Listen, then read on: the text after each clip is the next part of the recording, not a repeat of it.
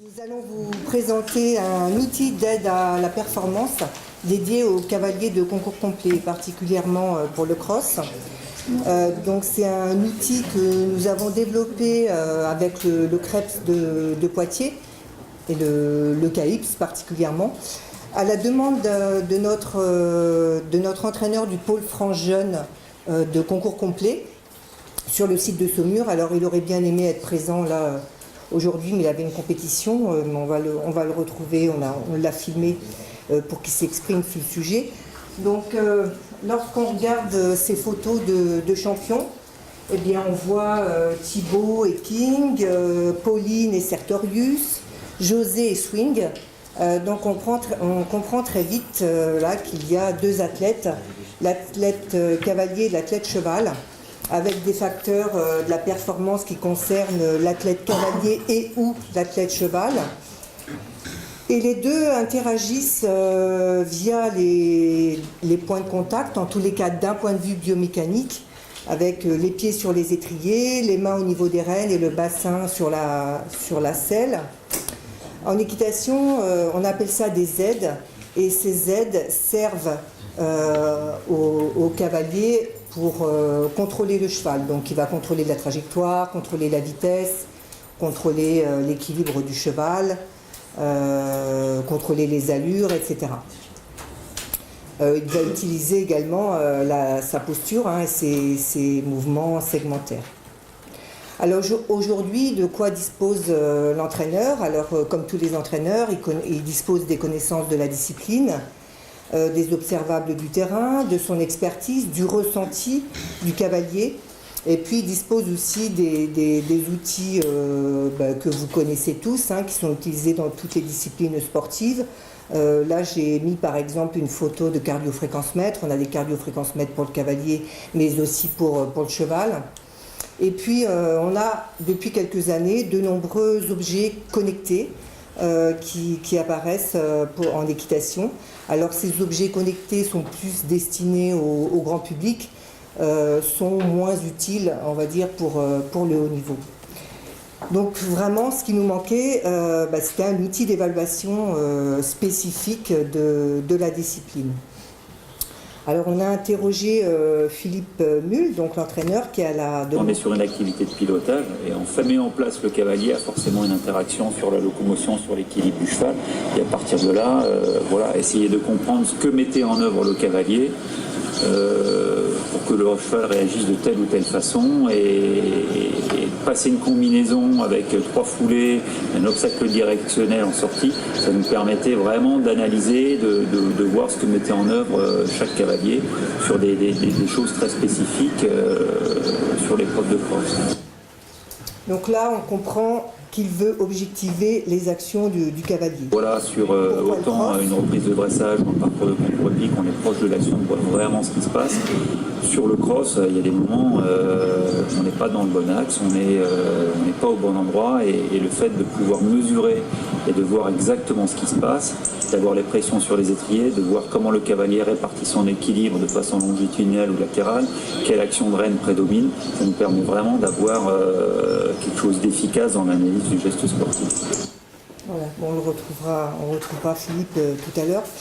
Donc là, on comprend que l'objectif du projet, le développement de cet outil, c'est d'apporter une aide au cavalier et à l'entraîneur en développant un outil de suivi et d'expertise du cavalier de complet, notamment en situation de cross. Et puis on comprend aussi qu'en parallèle, ça va enrichir les connaissances de la discipline. Donc Elena, qui est ingénieure et qui travaille sur le développement de cet outil, va vous le présenter. Alors je vais vous présenter cet outil qui est entièrement sans fil. Alors comme vous l'a dit Philippe, le cross s'effectue sur de grandes distances, de plusieurs kilomètres, sur de vastes espaces, que ce soit en plaine ou en forêt. Et la principale problématique, c'est que l'entraîneur ne peut pas suivre son cavalier. Il ne peut donc pas analyser son parcours ni sa performance. Alors parfois l'entraîneur peut suivre le cavalier en voiture, mais bon voilà, c'est quand même très limité. Alors l'IFCE et le CAIPS ont développé un outil adapté. Alors cet outil se compose de centrales inertielles que l'on pose sur le buste du cavalier, de capteurs de force intégrés dans des rênes et des étriers, des capteurs de force monoaxiaux, ainsi qu'une caméra que l'on place sous la visière du cavalier. Alors là, il y a les centrales inertielles, l'étrier instrumenté, la reine instrumentée et la caméra que l'on fixe sous la visière. Alors l'installation du matériel se fait à l'écurie, c'est assez simple et rapide. En effet, on n'a qu'à remplacer les étriers du cavalier par nos étriers instrumentés. Ensuite, on dispose deux centrales inertielles, une sur le sternum et une sur les lombaires du cavalier. Lors de la réalisation de la vidéo, on utilisait encore du scotch. Dorénavant, on a des ceintures. On remplace également les rênes du cavalier par nos rênes instrumentées.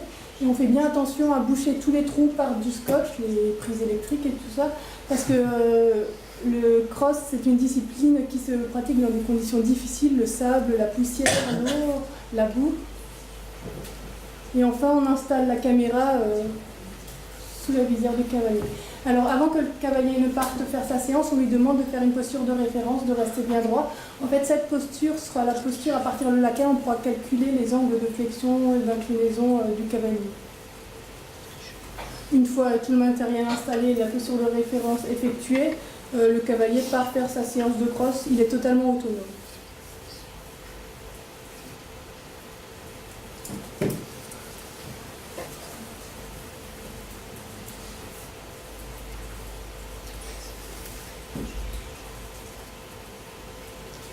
Alors, à l'issue de la séance, on récupère tout le matériel et il reste encore une petite partie ingénieur où on extrait les données et on les traite.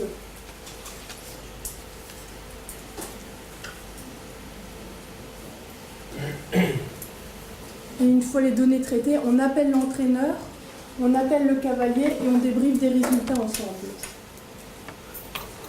Alors ici, on va vous présenter ce qu'on rend au cavalier lors de la séance de débriefing. Alors les petits ronds en haut, ça correspond aux tensions de rêne, à droite, à gauche, à gauche. Les flèches en dessous, aux forces sur les étriers, à droite, à gauche, à gauche. Plus le rond, plus la flèche est grande et rouge, plus la force est importante. Et après, vous voyez un petit cheval avec une cible dessus. Alors le petit rond correspond à la position du sternum du cavalier. Et quand le petit rond est au centre de la cible, c'est-à-dire que le cavalier se retrouve dans sa posture de référence. Il y a le buste de la même. Alors là, on voit instant par instant ce que fait le cavalier. Et on va écouter Philippe. Ah, pardon. Oh. Et on va écouter Philippe. Bon, je vais mettre Philippe. On va analyser cette On va écouter Philippe. cavalier, on va surtout être dans la connaissance de soi, de savoir ce qui se passe exactement. On est vraiment dans le mieux se connaître et de permettre à un cavalier de voir foulée après foulée ce qui est mis en œuvre sur chaque action de main, sur chaque action de jambe, et également comment il place son équilibre dans une phase de frappe, une phase de réception.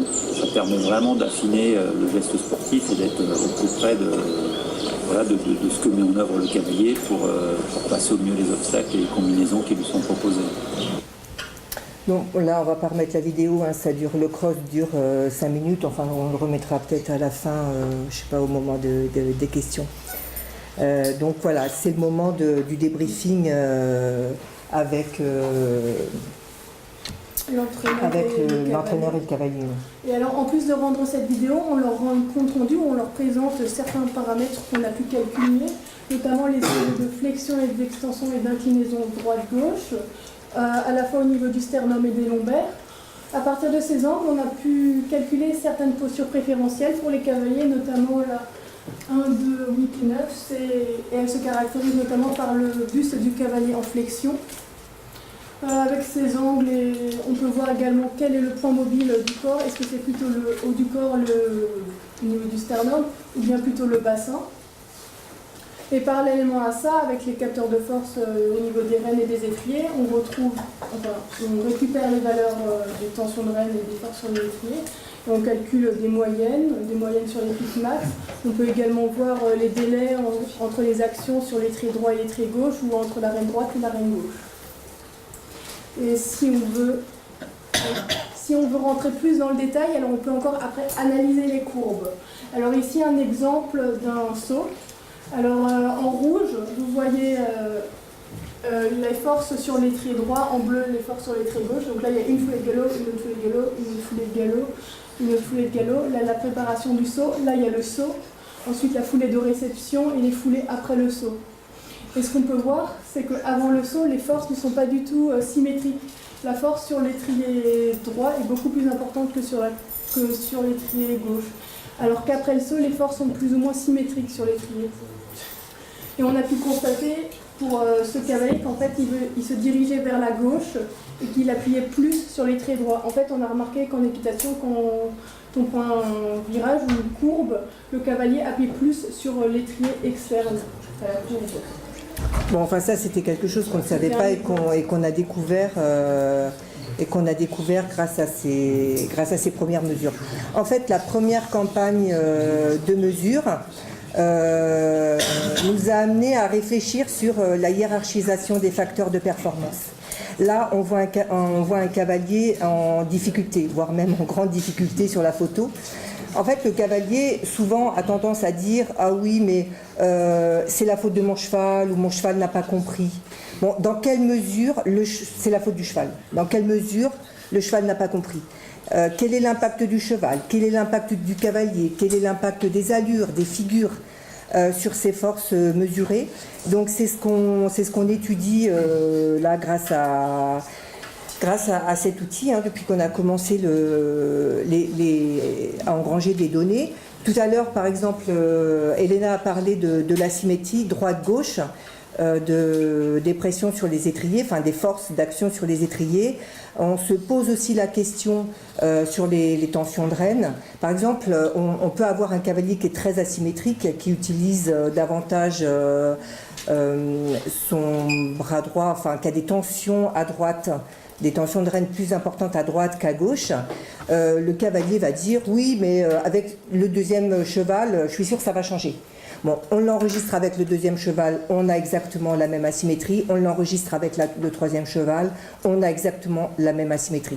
Donc pour l'instant, on n'a pas mis en évidence d'éventuels impacts du cheval.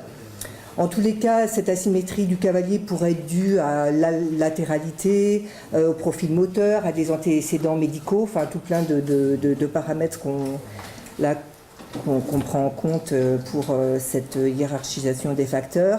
Et puis, on ne va pas oublier non plus le cheval. On a une étude en ce moment que l'on mène sur 200 chevaux pour mettre en évidence une éventuelle latéralité, parce que c'est quand même quelque chose qui est controversé dans la littérature.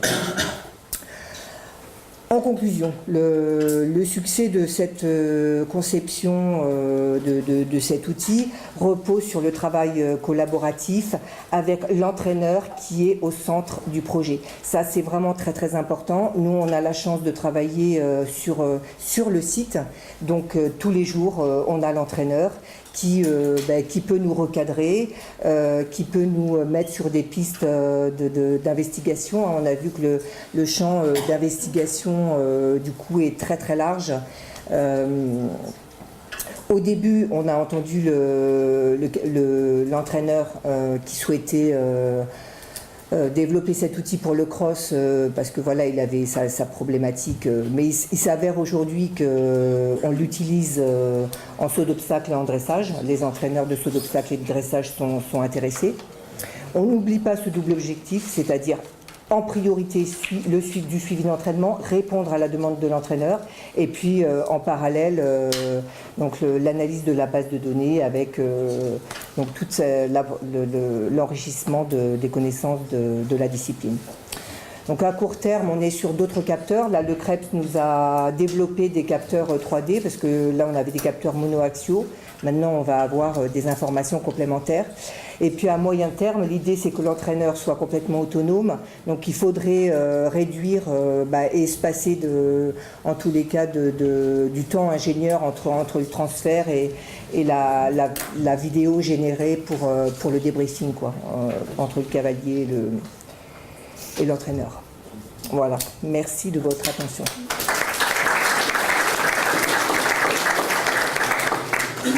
je peux... Donc, merci Sophie et Elena pour cet exposé aussi extrêmement stimulant et intéressant.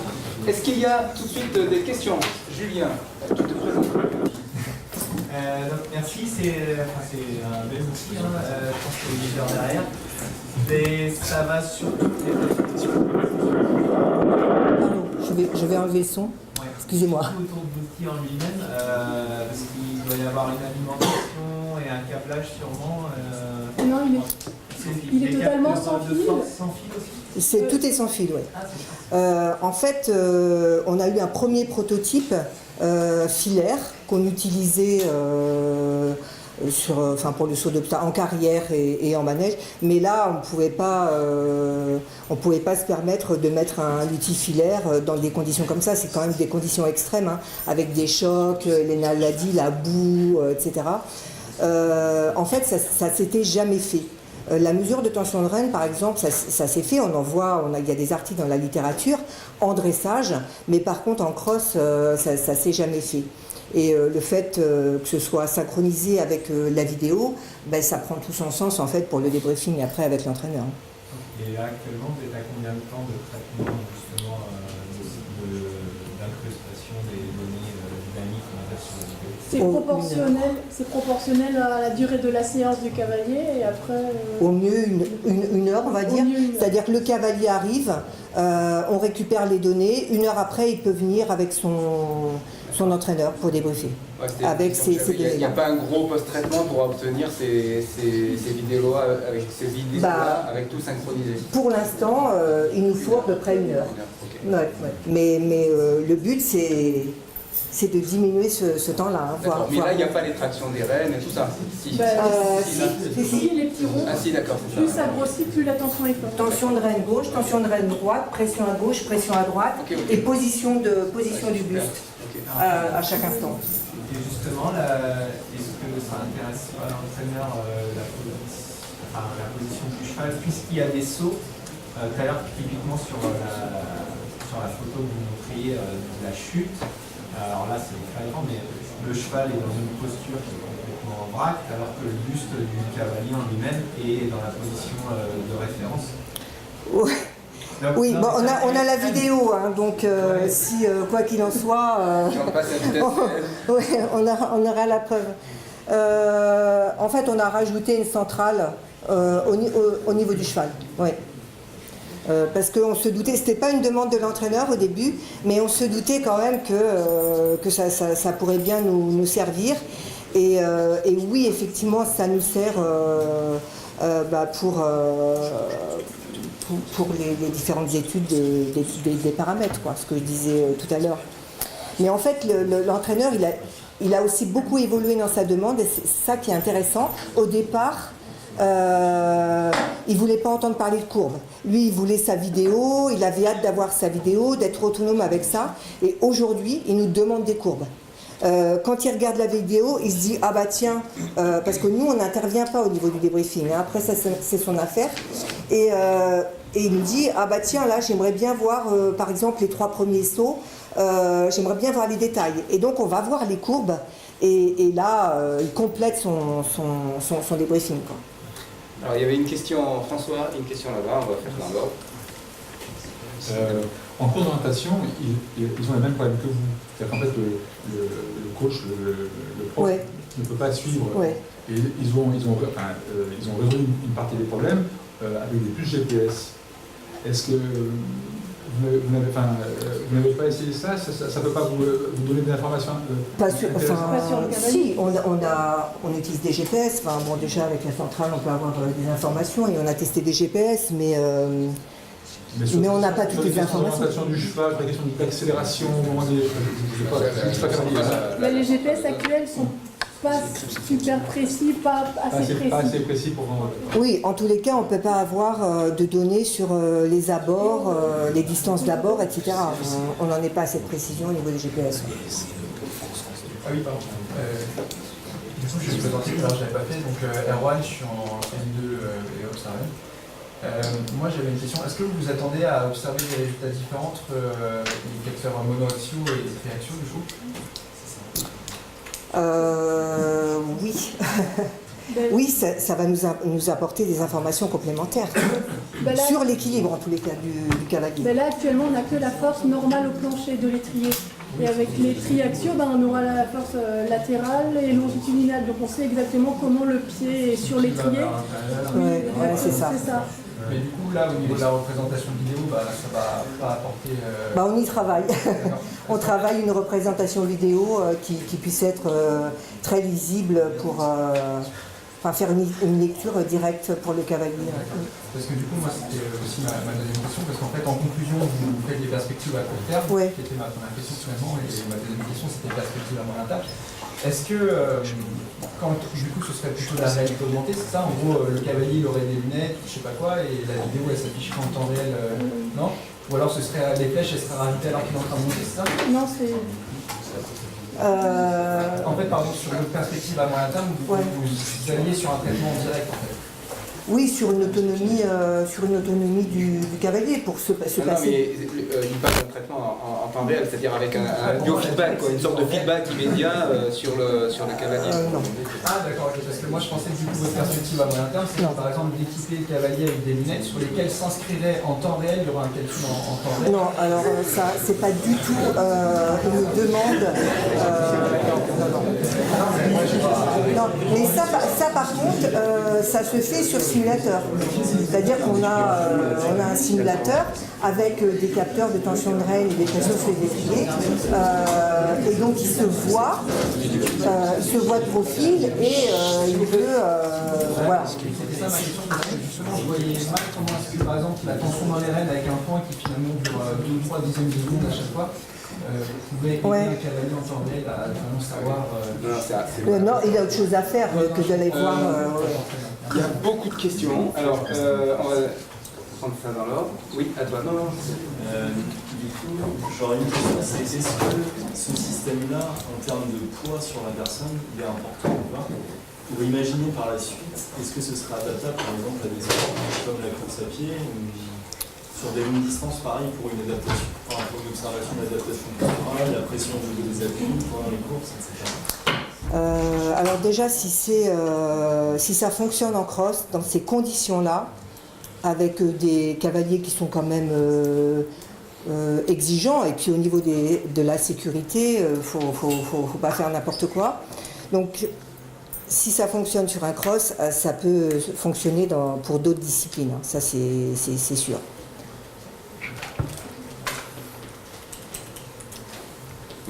Oui, donc merci pour cette belle présentation. J'avais une question qui se base un peu sur l'intro. On parle d'un couple d'athlètes, le cheval et le cavalier.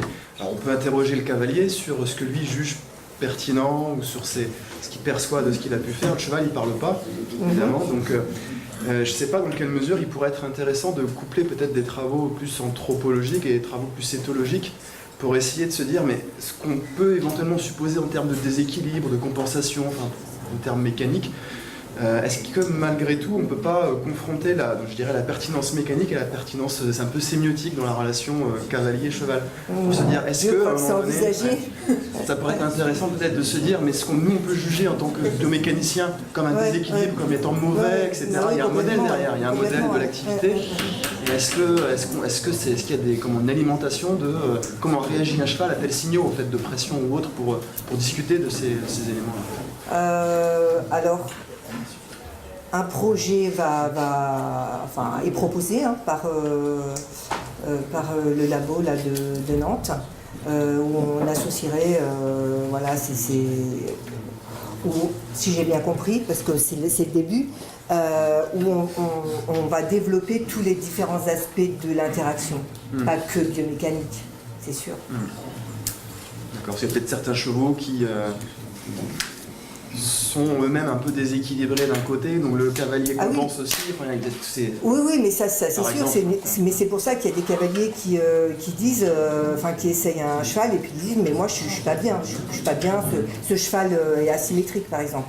Et puis ce cheval va être essayé par un autre cavalier qui ne va pas sentir la symétrie. Ça se compense. C'est vraiment, c'est une la histoire communication de et puis de... Oui, ça c'est sûr. Merci. Il y avait Gilles et puis une autre question, donc on va faire ça dans l'ordre. Vous avez abordé juste à la fin l'usage par l'entraîneur qui évolue. c'est intéressant de voir à quel moment il y a des nouvelles demandes, quelles sont ces nouvelles demandes.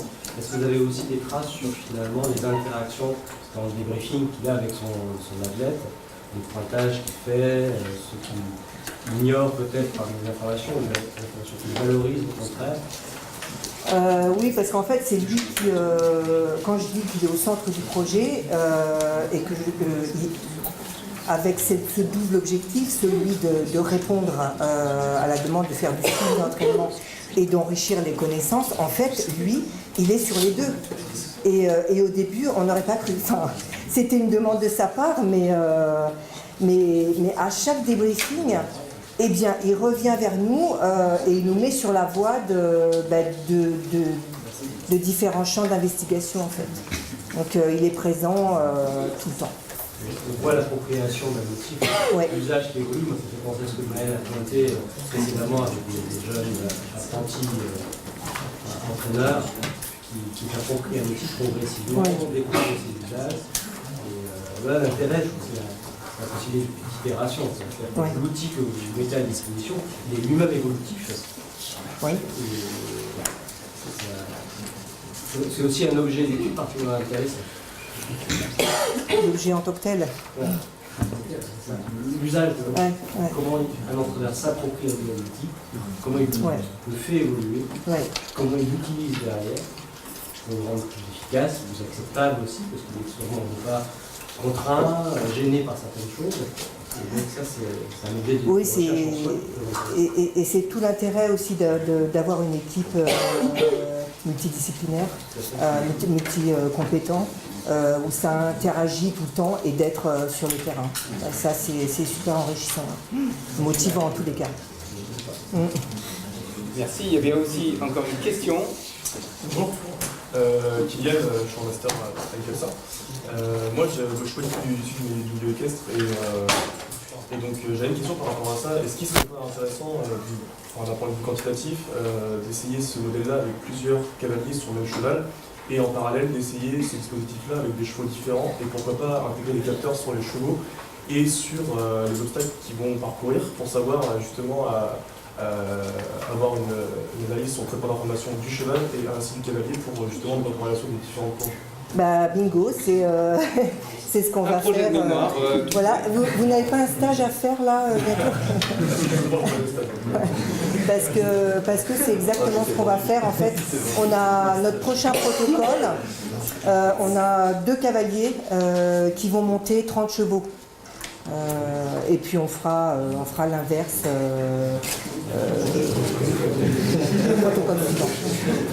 Bon, merci. Moi j'aurais eu plein de questions. C'était super intéressant et vraiment passionnant.